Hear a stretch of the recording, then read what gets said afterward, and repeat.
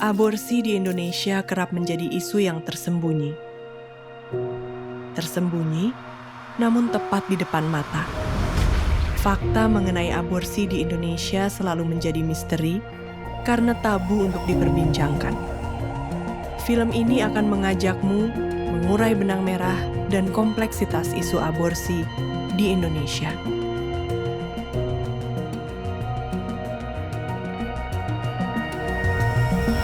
Angka kematian ibu di Indonesia masih tinggi, sekitar 305 kematian per 100.000 kelahiran hidup. Angka ini masih jauh dari target SDG 2030 dan merupakan salah satu yang tertinggi di ASEAN. Penelitian memperkirakan bahwa 14-16% kematian ibu di Asia Tenggara disebabkan oleh komplikasi aborsi yang tidak aman, yaitu aborsi yang dilakukan bukan oleh tenaga terampil atau kondisi yang tidak memenuhi standar kesehatan. Di negara seperti Indonesia, kebanyakan aborsi tidak dilakukan secara aman, karena hukum yang berlaku melarang aborsi kecuali untuk 3 alasan. Kondisi kedaruratan pada kehamilan yang membahayakan nyawa ibu, cacat janin berat, dan kehamilan akibat perkosaan. Seperti yang terjadi di berbagai belahan dunia, larangan aborsi dan hukum yang ketat tidak serta-merta menurunkan angka kejadian aborsi. Yang terjadi justru adalah semakin banyaknya upaya aborsi yang dilakukan diam-diam dengan cara yang tidak dapat dijamin keamanannya, seperti konsumsi jamu, pijat, atau memasukkan zat-zat berbahaya lain ke dalam tubuh perempuan. Akibatnya, perempuan dapat mengalami infeksi, perdarahan, kerusakan organ reproduksi, hingga kematian. Sampai sekarang juga belum ada tempat yang secara resmi dikatakan oleh pemerintah menjadi tempat yang bisa diakses oleh mereka yang akan melakukan aborsi secara aman. Ya, korban juga takut.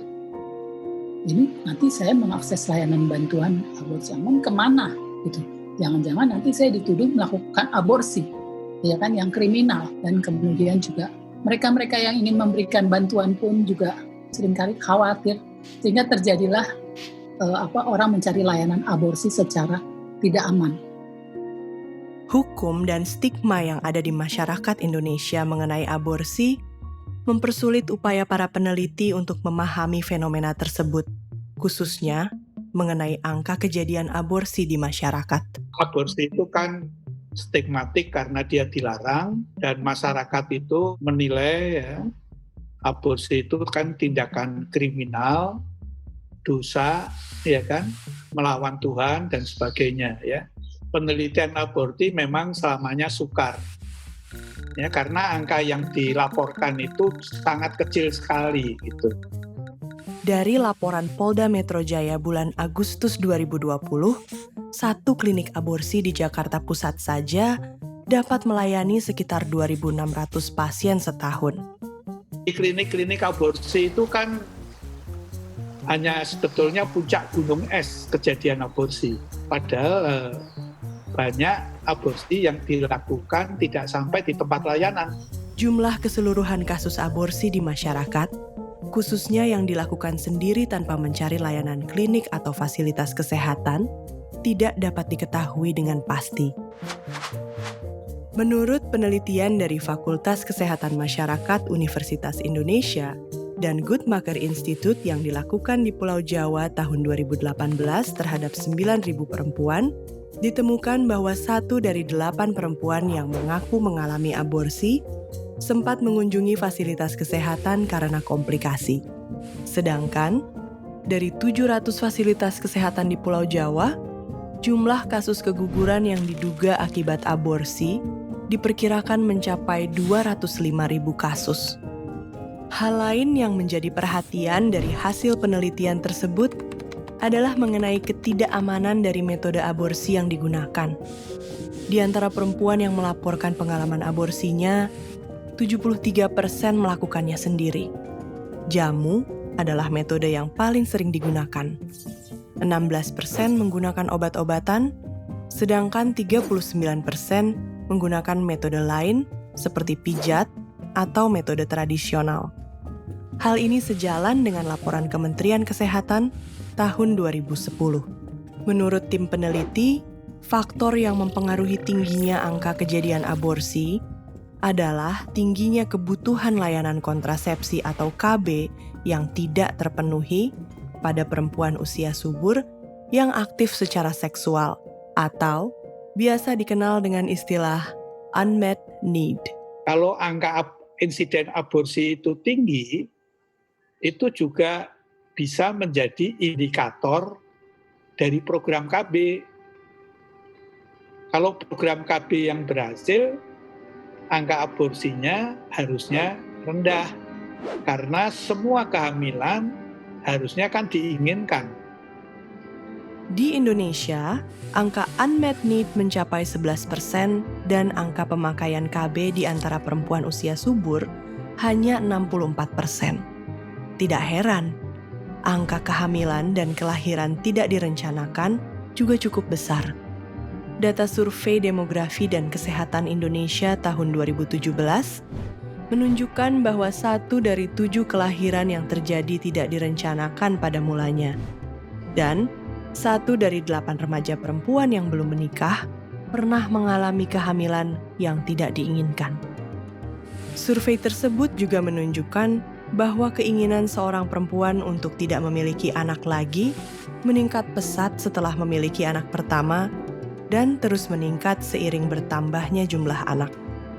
Hal tersebut sejalan dengan hasil penelitian yang dilakukan yang juga memperlihatkan bahwa sebagian besar perempuan yang mengaku mengalami aborsi cenderung telah menikah dan memiliki anak.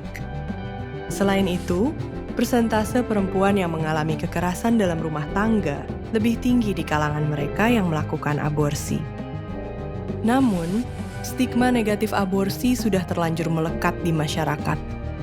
Masyarakat meyakini bahwa perempuan yang mengalami aborsi cenderung belum menikah, namun aktif secara seksual. Pemberitaan media yang tidak bertanggung jawab dan tidak sensitif terhadap korban malah membuat stigma aborsi semakin kental.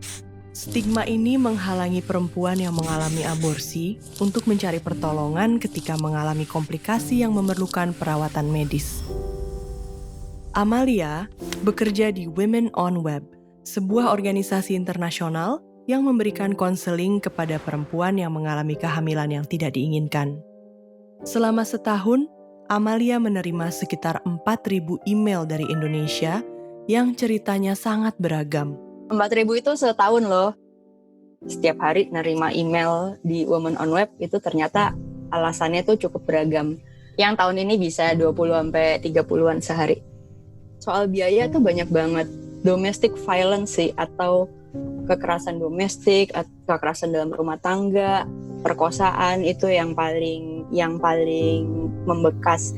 Aku sempat kebawa mimpi buruk.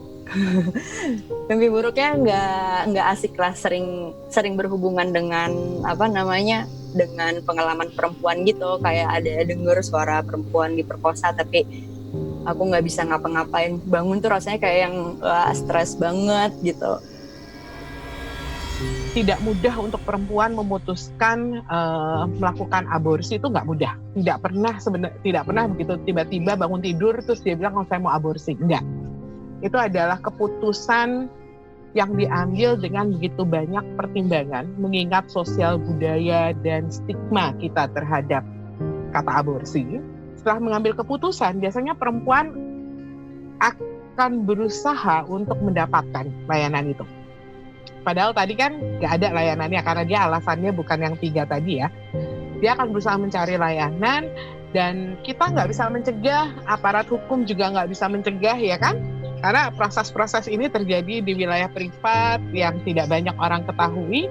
Apabila perempuan-perempuan ini kemudian mengakses layanan yang tidak aman dan kemudian mengalami komplikasi, apapun komplikasinya, maka ketika dia datang ke fasilitas kesehatan, fasilitas kesehatan perlu siap untuk memberikan layanan asuhan pasca keguguran yang kemudian tidak menstigma, tidak mendiskriminasi, dan lain sebagainya.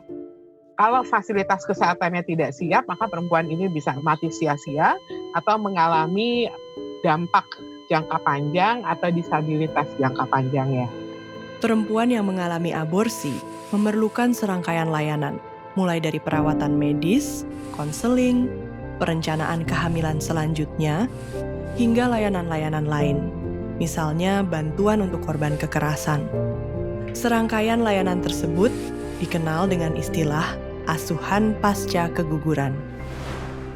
Layanan asuhan pasca keguguran yang berkualitas akan menurunkan angka kematian ibu dan mengurangi dampak kesakitan dan disabilitas jangka panjang bagi para perempuan yang mengalami aborsi.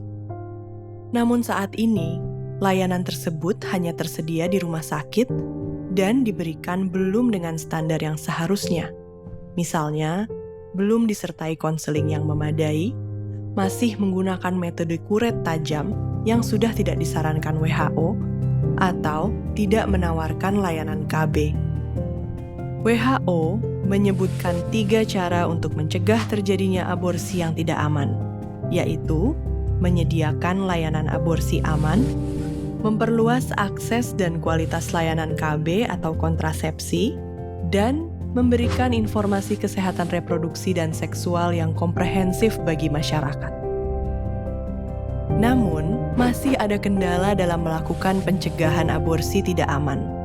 Penyediaan layanan aborsi yang aman dalam konteks hukum yang berlaku di Indonesia sangat terbatas.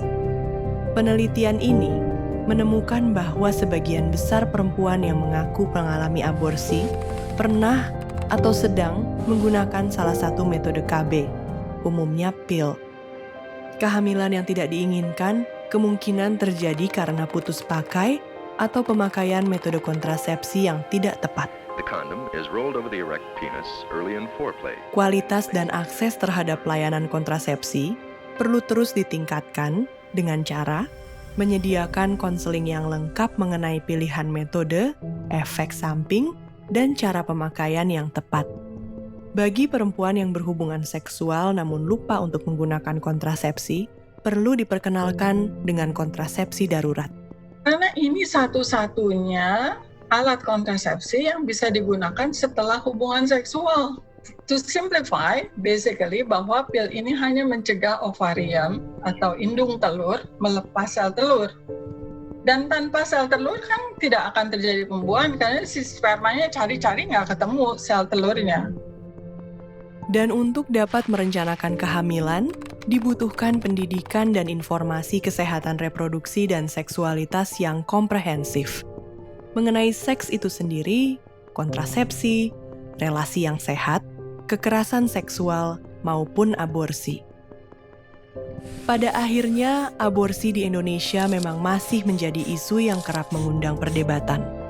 Namun demikian, hampir semua orang sepakat bahwa mencegah kematian dan melindungi kesehatan setiap perempuan adalah hal yang sudah semestinya dilakukan. Inilah saatnya kita bertanya kembali, apa yang sudah kita lakukan dalam upaya mencegah kehamilan yang tidak diinginkan, serta aborsi yang tidak aman?